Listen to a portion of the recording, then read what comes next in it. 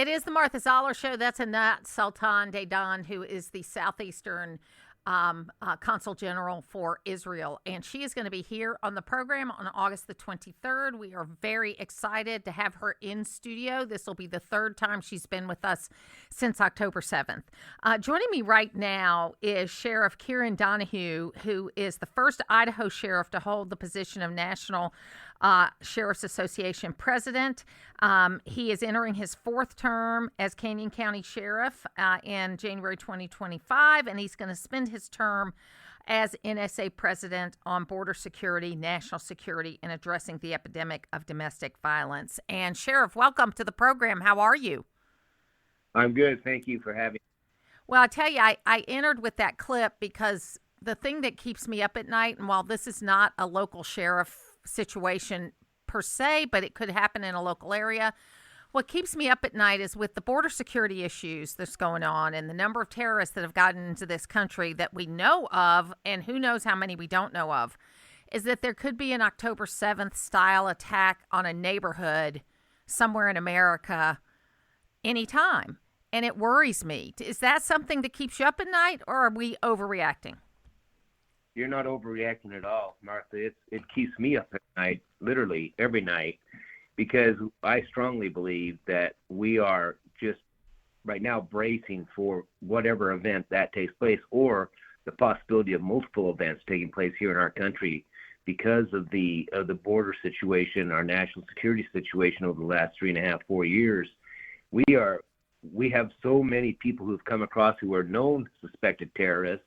And as you just mentioned a moment ago, the ones that we know came through here, but we have no idea where the gotaways are, who the gotaways are, what they're planning, what they're doing, what cells they're building. So your fears should be the fears of every American in the country right now.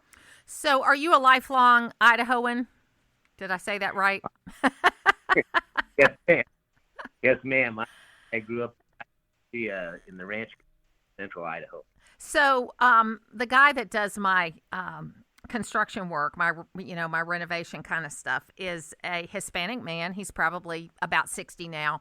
He and his family were farm workers in Idaho when the Reagan amnesty came along.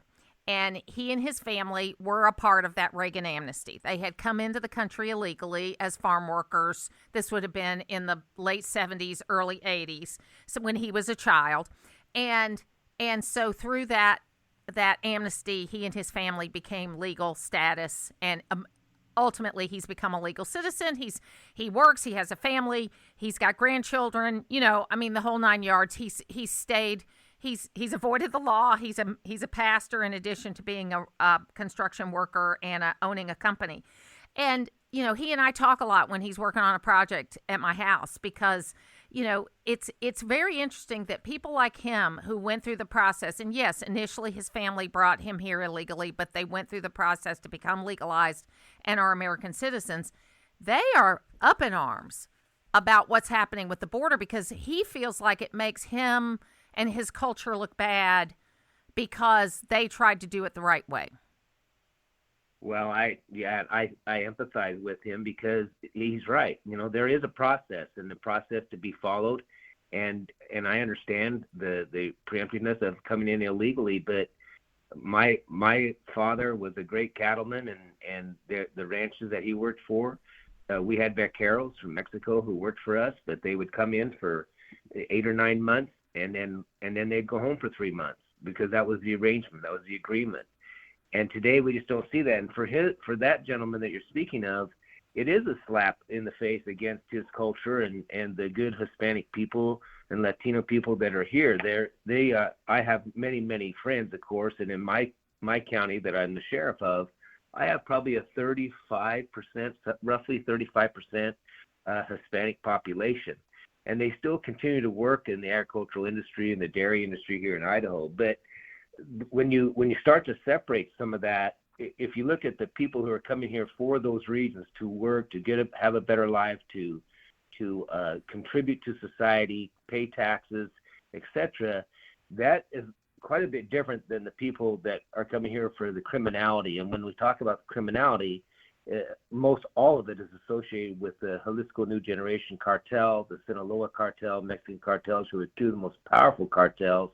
And they truly run the drug industry, illicit drugs, fentanyl, methamphetamine, etc., in the United States, because they have infiltrated, and they literally are in every one of your communities in your state, in every town, township, borough, parish, without question throughout the United States. DEA numbers can show that. HSI numbers can show that. Those of us working in law enforcement, the narcotics field, everywhere. So you have this different classification of people. Then, of course, moving on to roughly now 160 to 180 different countries where people have come in across that border illegally over the last 3 years. Well, and we're talking to Sheriff Kieran Donahue, who is the National Sheriff's Association president, and he's focusing on the issues that we're concerned about: border security, national security, and he's also looking at the epidemic of domestic violence. And another offshoot, it's funny how this all weaves together, but another offshoot of what's happening with the border security is what I'm calling 21st century slavery. We've got human trafficking, that's labor trafficking, sex trafficking, but you're also saying there's an epidemic of domestic violence, which I think some of that goes hand in hand, doesn't it? Absolutely a nexus. It's an absolute nexus. You're so right. In the United States, and this is according to CDC, Center for Disease Control numbers, we track these constantly. They base their numbers off unified reporting citations from law enforcement. And right now, today in the United States, 1 in every 4 women and 1 in every 7 men will be victims of domestic violence in their lifetime. Those are staggering numbers, and they're easing toward 1 in 3 women. And so when you look at that and talk about the human trafficking, there's sex trafficking, human smuggling to get them here, and then put into indentured servitude under those types of regimes, whether it's sex trafficking or working in a labor area, depending on what the circumstances are. It could be landscaping, it could be hotels, could be any number of businesses. The fact remains the same. These people are being abused, and of course, when you look at the people coming across the border illegally, all function of the cartels, because everyone pays a tax to get across that border, whether it's the northern border, whether it's the southern border, whether it's the coastal regions, everything has to go through the cartels. They control it, and so unfortunately for women and a lot of men and boys, they are also sexually assaulted as part of their payment to get across that border. And we have that documentation, especially down on the southern border, where we work constantly with our sheriffs down there and the interviewing of these illegal immigrants coming in. It's so devastating. So they're paying an even greater, steeper price. And then do we expect that to change once they come into our country and they're under the control of the cartels, that they owe them money for the next 2 years? These people's lives are absolutely ruined. So the victimization is a massive aspect of illegal immigration, and especially when we as a country have done nothing to slow it down from an administration standpoint. In fact, I think we've enabled it. But domestic violence is powerful. Sheryl Sandberg, the former CEO of Facebook, did a documentary about October 7th called Screams Before Silence, and it was about the use of sexual assault in the attack on October 7th. But she made a comment during the documentary that the reason why terrorists use sexual assault is because 1, it works, 2, it's cheap, and 3, it strikes fear into your victim. And it seems to me what you're saying is that's the same thing that's happening when you're talking about this domestic violence problem, is that these are terrorists, in my view. They are terrorists that are using sexual assault, domestic violence as a way to terrify their victims. It's cheap and it's available and it works. Without question, Martha, again, you're so on target. And realize it's about fear and intimidation. Domestic violence, in large part, is manipulation and control, power. And so using that as a force to make these people do what they want. And then, of course, with the cartels, if you get these people here human smuggling illegally, then you put them into human trafficking or sex trafficking. Realize that if you're selling selling fentanyl or selling methamphetamine, that's a one-time purchase. But if you can put a girl or a teenager or a young woman into sex trafficking, you're making money for years on the same product through the consumers. It's just the most horrific victimization.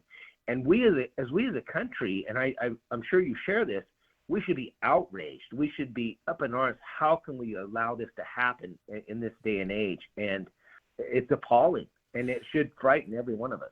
Well, Kieran, one thing that I know you're going to probably think I worry too much about these things, but had my grandkids this weekend, and they're into this this self-drying modeling clay, and so I had bought some like every good grandmother does, right?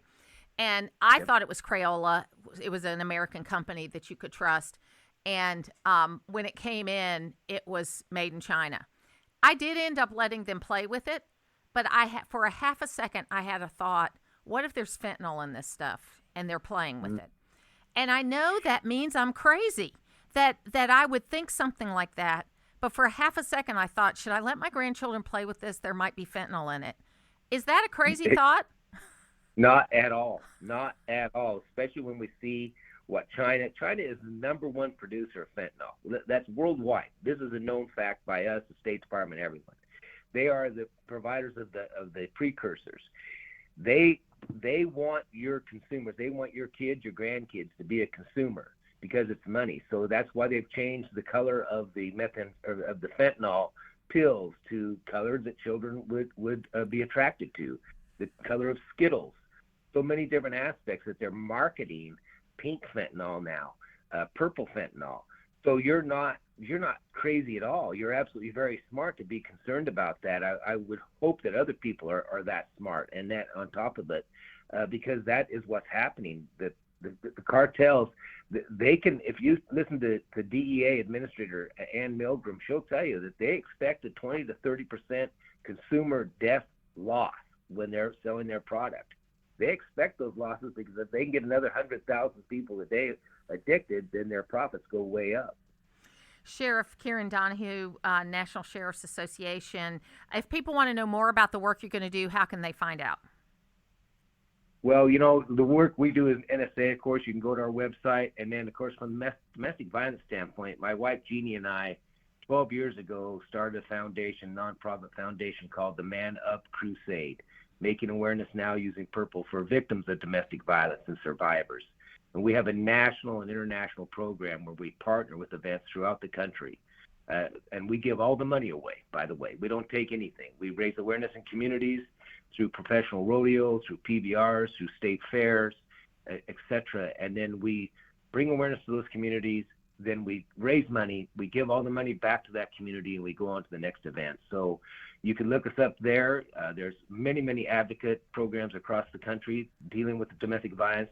But that's the problem, that we have to have a lot of advocacy programs because we have so much domestic violence. So in respect, we need to go upstream and shut it off. And the only way to do that is to change the next generation of children. Well, we appreciate the work you're doing, and good luck to you. You're doing God's work. Thank you. Thank you, Martha. Thank you for having me.